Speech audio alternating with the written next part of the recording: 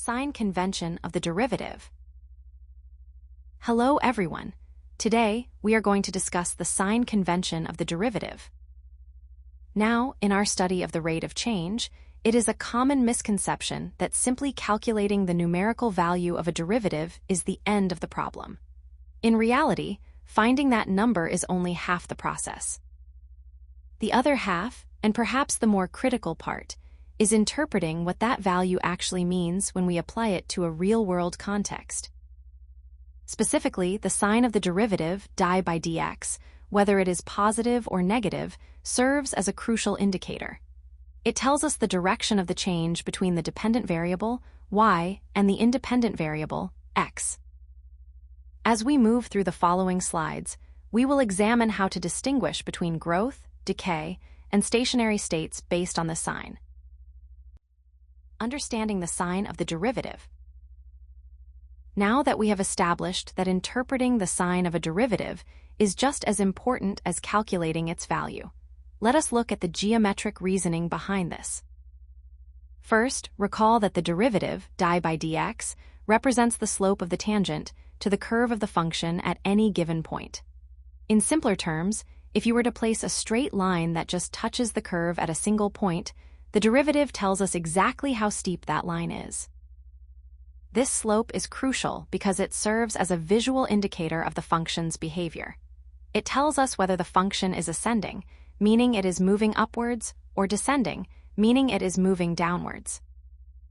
Understanding this connection between the slope and the direction of the curve will allow us to clearly define what positive, negative, and zero derivatives signify, which we will explore in the upcoming slides. Positive derivative \frac dx, 0. Now that we have established that the derivative represents the slope of the tangent to a curve, let's examine the first specific case, when that slope is positive. When the derivative of y with respect to x is greater than 0, it indicates that there is a direct relationship between the two variables. To explain what this means in simpler terms, as the independent variable x increases, the dependent variable y also increases. Essentially, both variables are moving in the same direction. From a real-world perspective, we interpret this to mean that the quantity y is growing or expanding. We will see a practical example of this expansion shortly, but first, let's look at what happens when the sign is reversed. Negative derivative \frac dx, 0. Now, let's move on to the opposite scenario. While we just discussed how a positive derivative indicates growth, we must now consider what happens when the derivative of a quantity is negative. In this case, a negative value indicates an inverse relationship between the variables. To explain what this means in practical terms, as the independent variable x increases, the dependent variable y decreases. If you were to visualize this on a graph, the slope of the tangent line would be tilting downwards, moving from the top left to the bottom right. From an interpretational standpoint, this tells us that the quantity y is shrinking, decaying, or depleting. Whether we are talking about a physical volume or a mathematical value, a negative sign is our primary indicator that the quantity is getting smaller. We will see exactly how this applies to real-world scenarios, such as melting ice, in the examples coming up shortly.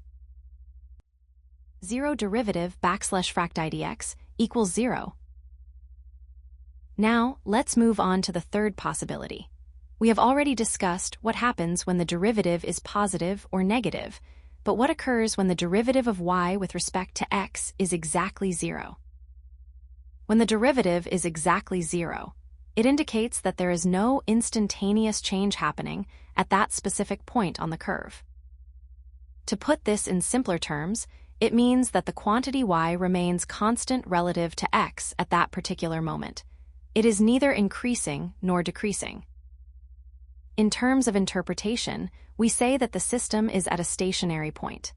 If you imagine the graph of a function, this would be like reaching the very top of a peak, the bottom of a valley, or a flat plateau where the value stays the same.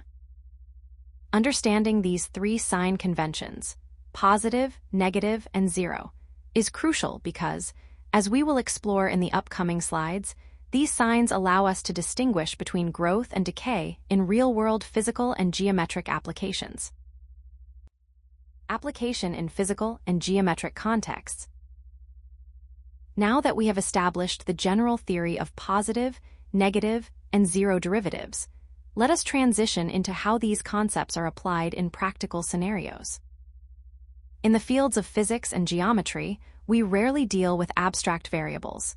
Instead, we often differentiate physical quantities with respect to time, denoted by the letter t.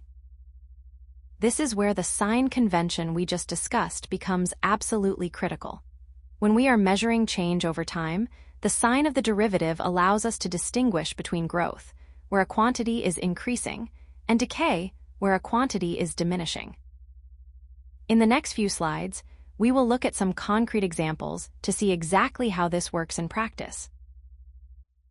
Example 1, an expanding sphere, positive rate. Now that we have established the theoretical foundation of how the sign of a derivative indicates the direction of change, let us apply these concepts to a practical scenario. Please look at example 1, which illustrates a positive rate of change. Imagine a scenario where air is being pumped into a spherical balloon. In this context, our objective is to determine the rate of change of the volume, v, with respect to time, t. To solve this, we will follow a systematic step-by-step analysis. First, we must identify the physical process occurring. Since air is being continuously added to the balloon, it is evident that the volume, v, is increasing as time, t, progresses. Next, we translate this observation into a mathematical representation. Based on the rule we discussed in the previous slides, specifically that an increasing dependent variable results in a positive derivative, we can determine that the rate of change of volume with respect to time, denoted as d, v over dt, must be positive. Therefore, our final conclusion is that d, v over dt is greater than 0. This example perfectly demonstrates a direct relationship where the growth of the balloon is reflected by a positive sign. In the next slide, we will contrast this by looking at a scenario where a quantity decreases, leading to a negative derivative. Example 2, a melting ice cube, negative rate. Now that we have explored a positive rate of change with the expanding balloon in the previous example, let us examine the opposite scenario to better understand the sign convention. Suppose we have a cubical block of ice that is melting. In this situation, our objective is to determine the rate of change of the cube's side length, s, with respect to time, t. Let us walk through the step-by-step analysis of this process. First, we must identify the physical process taking place. As time, t, passes, the ice melts. This logically implies that the side length, s, of the cube is getting smaller. Next, we translate this observation into a mathematical representation. Because the side length, s, is decreasing as time, t, increases, we are observing an inverse relationship between the two variables. Consequently, the rate of change, represented by the derivative of s with respect to t, must be negative. Our final conclusion is that the derivative of s with respect to t is less than 0. By comparing this to the expanding sphere example, you can see how the sign of the derivative directly reflects whether a quantity is growing or shrinking. We will now move on to the key takeaways to solidify these concepts. Key takeaways. Now that we have examined the practical examples of the expanding balloon and the melting ice cube, let us summarize the key takeaways to ensure these concepts are clear. First, it is helpful to think of the sign of the derivative as a direction indicator for the change. It tells us not just the magnitude of the change, but whether the quantity is moving upwards or downwards. To be precise, when the derivative of y with respect to x is greater than 0, it implies that as the independent variable x increases, the dependent variable y also increases. This represents a direct relationship. On the other hand, when the derivative of y with respect to x is less than 0, it indicates that as x increases, the dependent variable y decreases. This represents an inverse relationship. This distinction is critical in time-dependent problems, where we calculate the derivative with respect to time. In such contexts, a positive sign indicates growth or expansion, while a negative sign indicates shrinkage or decay. Please keep these sign conventions firmly in mind, as we will now move to the final slide to discuss some common mistakes students often make when applying these rules to word problems. Common mistakes to avoid. Now that we have covered the theory and looked at practical examples like the expanding balloon and the melting ice cube, let's wrap up by discussing some common pitfalls to ensure you don't lose marks on your exams. First, let's look at mistake number 1, ignoring the sign in word problems. It is very common for students to focus solely on the calculation and find the numerical magnitude of the rate of change, but then forget to assign a negative sign when the quantity is actually decreasing. The correct approach here is to read the problem with extreme care. Whenever you encounter keywords such as leaking, shrinking, melting, as we saw in our ice cube example, or decreasing, you must ensure that your final answer or the value you substitute into your formula carries a negative sign to reflect that decrease. Moving on to mistake number 2, confusing the sign of the variable with the sign of the derivative. This is a conceptual point that often trips students up.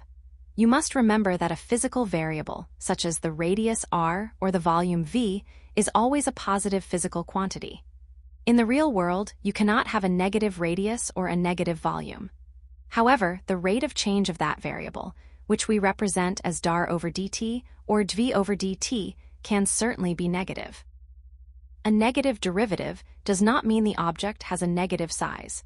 It simply means the size is getting smaller over time. To avoid this confusion, always distinguish between the actual value of the quantity, which is always greater than or equal to 0, and the rate at which that quantity changes, which can be positive, negative, or 0.